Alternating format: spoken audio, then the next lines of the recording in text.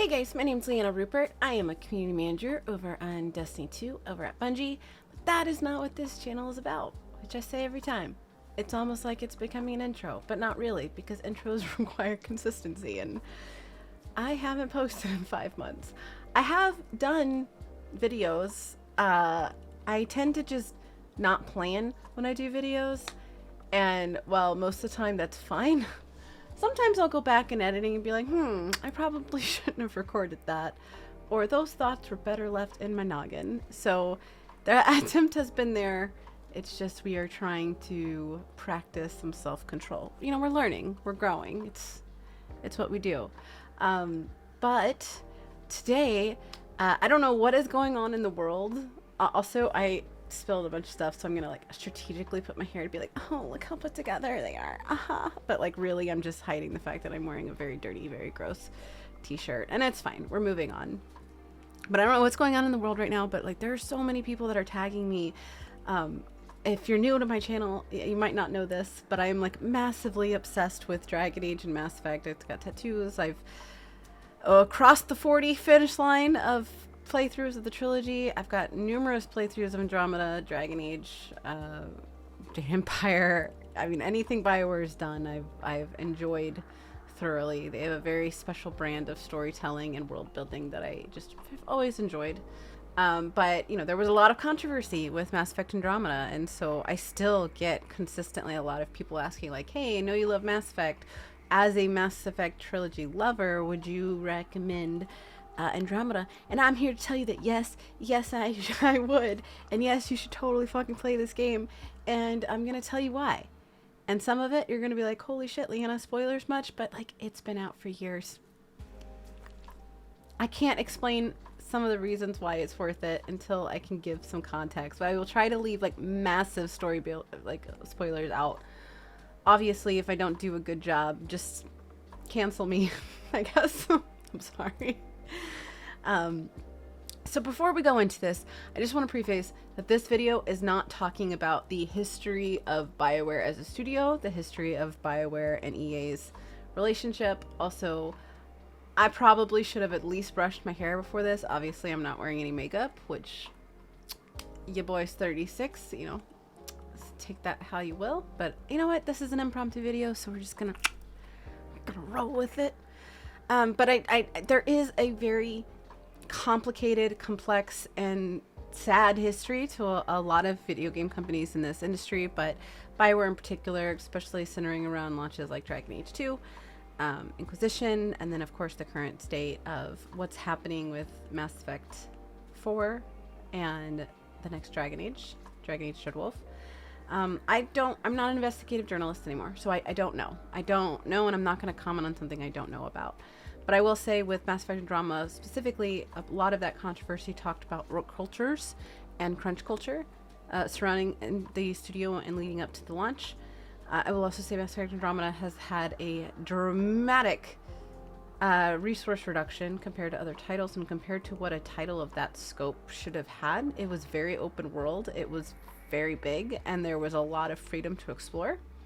Just like Dragon Age Inquisition. Dragon Age Inquisition, if you've played it, like, the hinterlands of Dragon Age Inquisition is Eos and Mass Effect Andromeda. Of that intro world is so long and so massive that as a newcomer or somebody that's just trying to get their feels of how they are enjoying a story could seem really overwhelming. And that is definitely a pacing thing. But just like Dragon Age Inquisition, once you got past that point, I would honestly say on it, like arguably, that Dragon Age Inquisition shined once you left Haven, but it took so long to get to that point that a lot of players, if they weren't like hardcore committed, not gonna see that payoff because it takes so long to get there. And that's definitely the case with Andromeda. It was also with not only like the cut resources, but there was also a lot of newcomers and early career folks working on an engine that is notoriously difficult to work on. It's designed to work with environmentals, not so much facial features. And when you have a choice-based game where a character's interaction with you and reactions to you will differ depending on how you speak to them, is very tricky. And putting that on a new team, an underfunded team, I mean, it is what it is. So that being said, and I'm only addressing that part because the "my face is tired" meme that was absolutely viral throughout that whole thing is kind of difficult not to talk about. But I will say that BioWare did what they could. The teams over there are magical, and they are so in love with what they do. And the upside and downside of games is you can only work with what you can work with, and a lot of what you can work with is resources that are delegated down to you from beyond your control. So it's a lot of devs just trying their best to make the cool shit they want to make within the parameters that they have set for them by shareholders and leaderships and C-suite and things like that. That being said, BioWare deployed a ton of patches once Andromeda released, when people were making a lot of jokes about the animations. Some of the characters were saying lines that should have had a bigger impact, but the face was dead. Also, there was just that one voice line of "my face is tight." Like, no, nobody says that. Nobody says. Somebody's not like, "Hey, Leona, how you doing today?" And I'm just gonna be like, "Yo, dog, thanks for asking. My face is tired." What? It didn't make sense. And then paired with the deadpan face, that was a big talk. But they did address that very quickly in a large update that went out within the first 2 weeks of BioWare's Mass Effect Andromeda release. Don't know why I said it that weird. Chopped that up a little bit. We're gonna blame it on a Saturday because it is Saturday.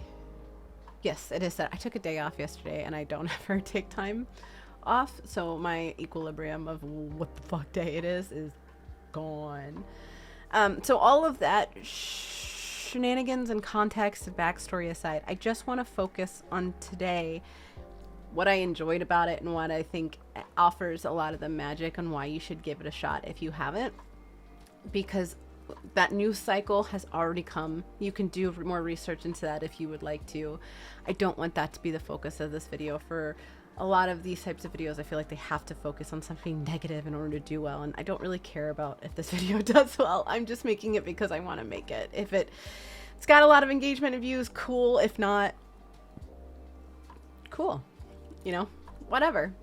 So first things first, would I recommend Mass Effect Andromeda to somebody that's never played the Mass Effect trilogy and has or has loved the Mass Effect trilogy? And my answer is a resounding yes, with one caveat for the trilogy lovers. Shepard's story was a trilogy. Now, we don't know what's going on now because there's been a lot of studio backlash, and enough backlash can create large pivots in storytelling and storyboarding. So I don't know what it is now, but previously, Shepard's story was always meant to be a trilogy. BioWare has said this in numerous interviews leading up to the conclusion of Mass Effect 3, that this is a trilogy. Shepard's story is meant to come to an end. In my opinion, and I already have a video on this, if you would like, you can check that bad boy out, because I already said all this shit I don't need to do in this video too. But to me, there was a poetic justice to Shepard's ending. Let them rest. That being said, it is a Mass Effect game, so what's that tie-in? First things first, adjust those expectations. The one thing I really enjoy about the trilogy and Andromeda separately is that there is a different feeling to both entries in this franchise. Andromeda needed to be very different, because if it was too similar, or if they tried to model the main character after Shepard in any way, and that, oh god, my boob is itching like crazy, I'm so sorry. It's so itchy. Okay, we're good. This is why I need to hire an editor to edit all this out, but I'm too lazy to do that. I'm going to hell! Anyways, the one thing I really love is that they both feel very different. Like, if Mass Effect Andromeda would have tried to even replicate some of Shepard's charisma and charm, I think it would have blown up in their face, because those direct comparisons, which are unavoidable anyway, would be absolutely just huge, massive landmines. Shepard made you believe anything was possible. Shepard made you feel like you were safe, and that no matter how hard shit got, you were going to be taken care of. But Shepard as a character trained for that. They were a career military person. They were training. They had leadership training. They had boots on ground training. They went through the hardest canon military school in this universe. They were training to be the charming, charismatic, ruthless, decisive leader. And the very important distinction with Andromeda is Ryder is none of those things. Ryder is a kid. Ryder, a part of the story was they're going to Andromeda, which takes place between Mass Effect 2 and Mass Effect 3, start of Mass Effect 3, which you'll also see in Andromeda as well through some audio recordings where you can actually hear Liara again, which is really cool. And if you do one of the side quests, the memory sequence side quest, while you won't be able to finish it until you technically beat the game, if you are a Trilogy lover, worth it. Worth it. But it was the father, you know, Daddy Ryder was the leader. Daddy Ryder was the shepherd. Daddy Ryder was the one that had trained to be a leader in this expedition to Andromeda. And then Daddy Ryder died in like Disney movie fashion. The dad died within like 15 minutes of the game starting, which I feel like is a Disney move with any movie ever that they've ever literally done. And so suddenly not only is this child, and I say child loosely, obviously not just their age, but their mindset, because they have their sibling, which is a very important part of that storyline. And you can even custom create your sibling as well. But then you also have this guilt over losing a parent and sadness because their relationship wasn't the best. And now you'll never be able to see a resolution to that because he gone. He did. He died. He's dead. And that's a story point. I'm not going to go into how he dies, but it's a very significant moment. And it's a moment, if anybody who's watching this has had a significant moment of grief, this last year, I feel like I've had a new reason to grieve every month, which is also another reason why some movie video uploads is grief changes you a lot. It changes the very core of who you are, how you see the world, how you react to the world. And they don't really have a chance to grieve because they're thrust into this entirely new galaxy where they're the aliens, they're the strangers, and they need to learn the rules of this new galaxy. They need to show their team that even though they weren't the chosen leader for this expedition, that they have what it takes to lead them through safely. They are the ones that have to now combat against this wildly unanticipated new danger, which also impacted their arrival. They were not welcomed with open arms with a committee. They were not welcomed into this everything's safe, la-di-da, we're hippies just around the campfire going kumbaya. Like, they were thrust into leaving and fleeing for a chance at safety into a new war. And that impacted also people being able to come to Andromeda that were supposed to, i.e. the Quarian arc. It's a lot, and I don't think that character growth and that character arc gets the respect it deserves, because just picture yourself in that situation. Like, seriously, you have a sibling that is by the book, so like, you can be the fuck off sibling. You can be the one to be like, peace bitches, I'm out, I'm gonna go show up 30 minutes late to my shift with an iced coffee in my hand from Bucko's. You know what I mean? Like, that was that character. That was Ryder. The sibling was the one that took things a little bit more seriously, because that was the sibling that also bonded with Daddy Ryder.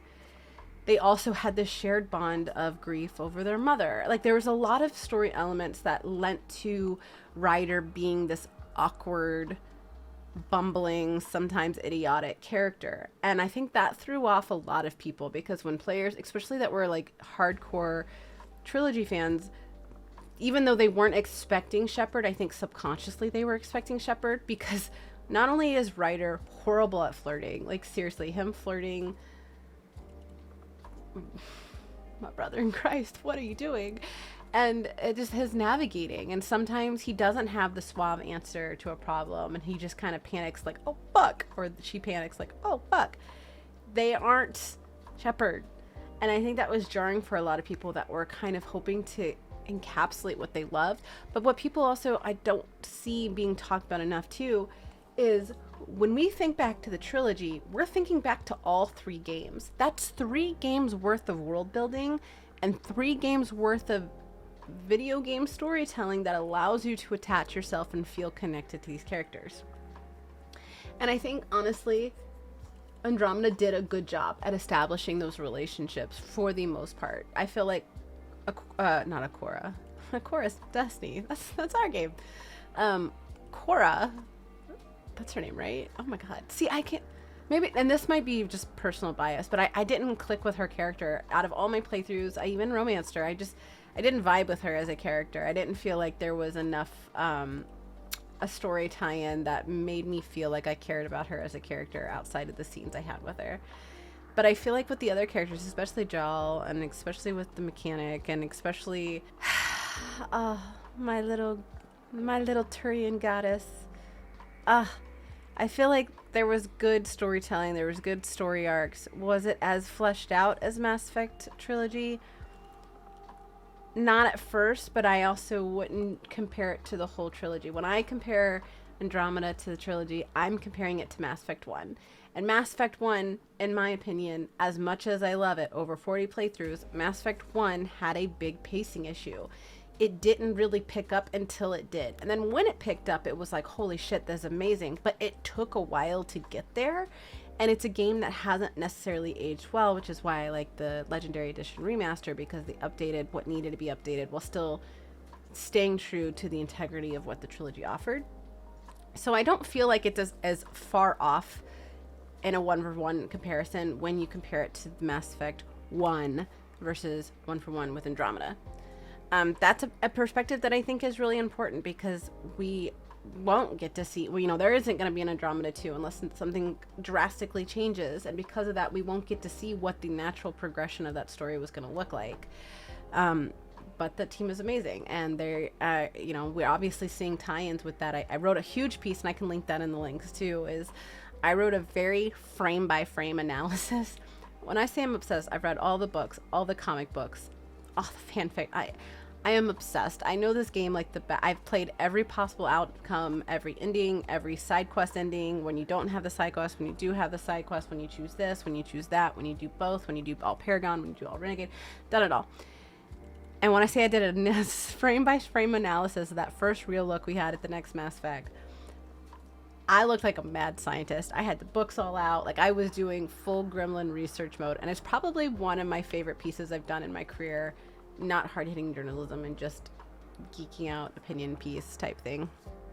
So there is obviously going to be some Andromeda ties there. There's also going to be trilogy ties. We saw that with a wizened and older, significantly older looking Liara, who very much is looking matriarchally. I don't know if that's a word, but for the purpose of this video, it is.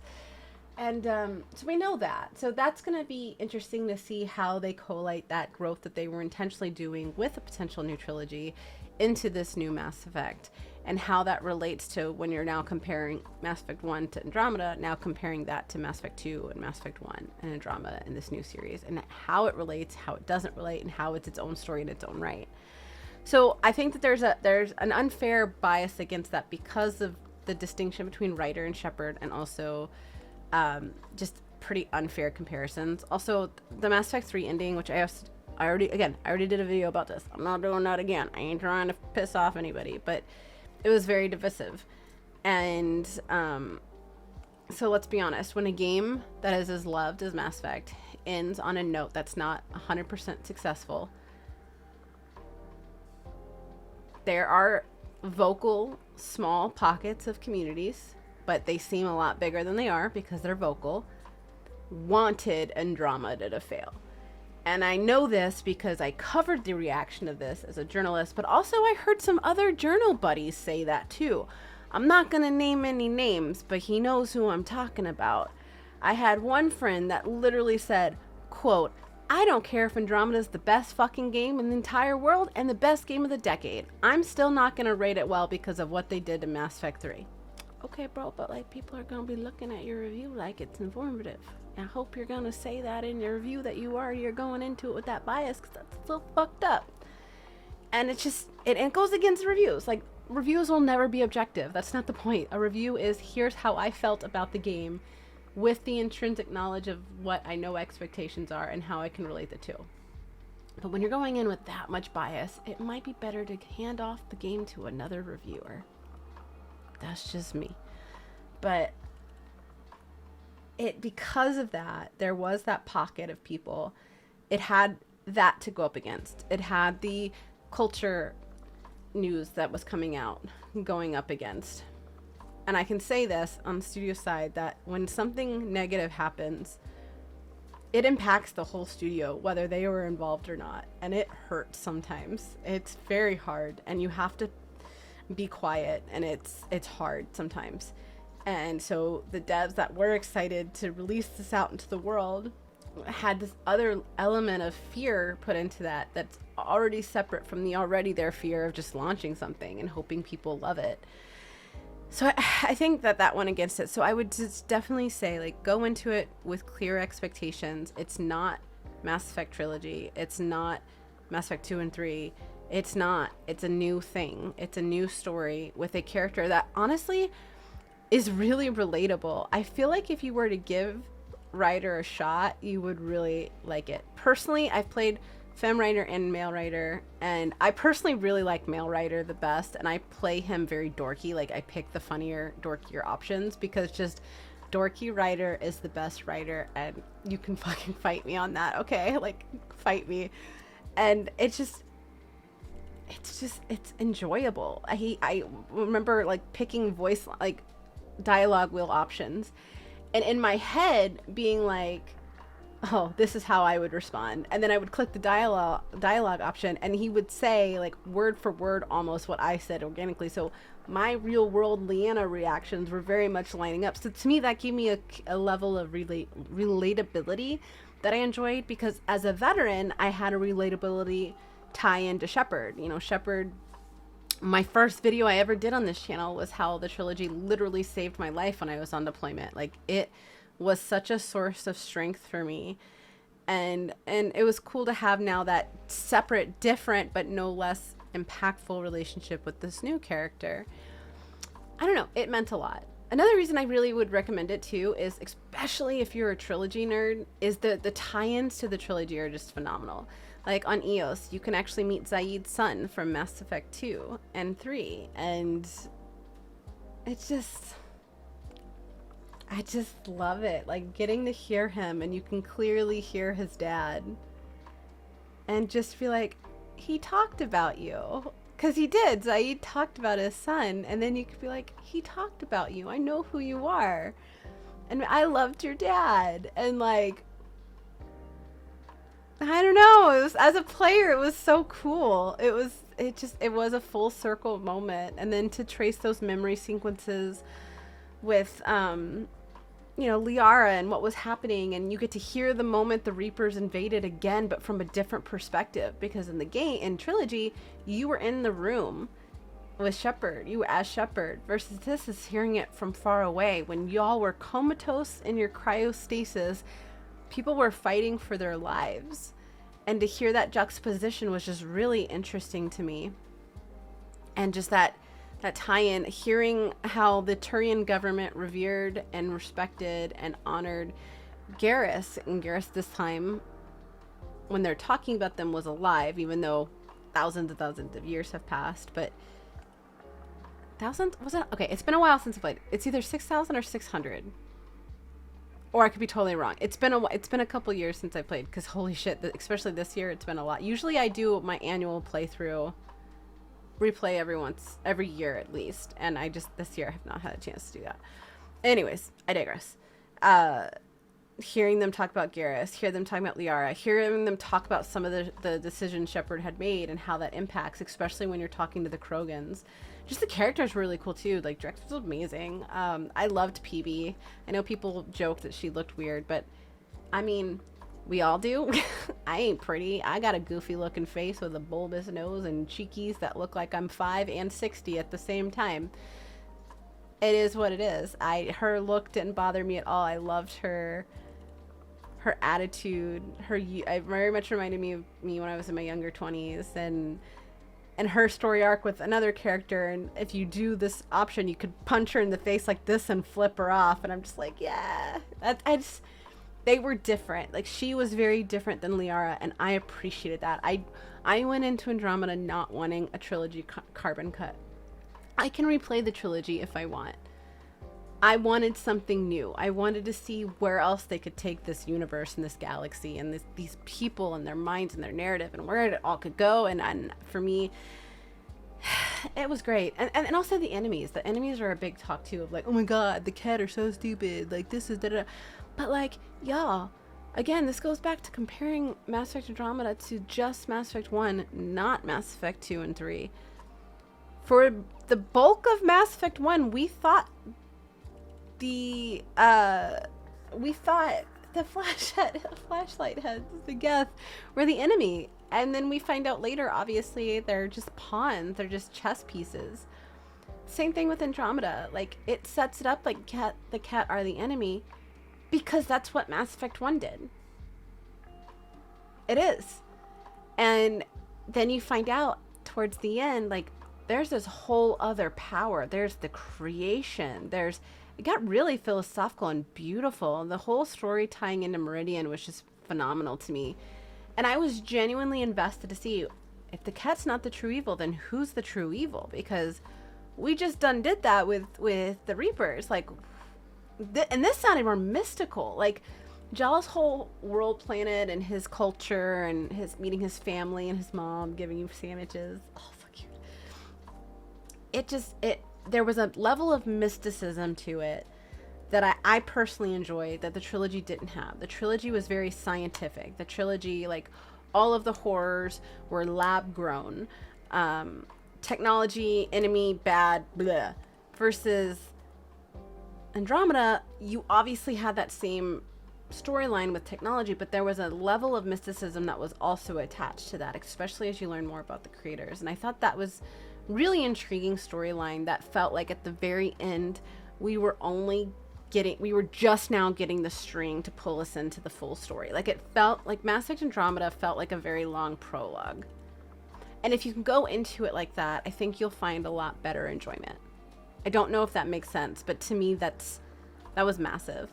Another thing I really liked too is just the environmentals. Like, each world felt different. I never want to go to the Krogan world again because I hate desert areas. I don't know why, but it just makes me feel like I'm grinding my teeth on sandpaper. It's a weird psychological shit thing that I don't really understand, and I don't need to talk about that here.